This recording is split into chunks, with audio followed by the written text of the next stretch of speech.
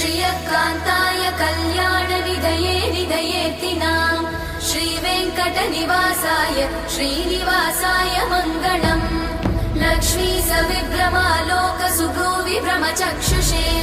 चक्षुषे सर्वलोकानां वेङ्कटेशाय मङ्गलम्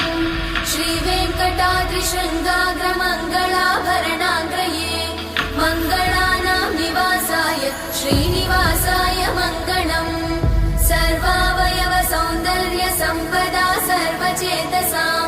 सदा सम्मोहनायास्तु वेङ्कटेशाय मङ्गलम् नित्याय निरवध्याय सत्यानन्दचिदात्मने सर्वान्तरात्मने श्रीमद् वेङ्कटेशाय मङ्गलम् स्वतः सर्वविदे सर्वशक्तये सर्वशेषिने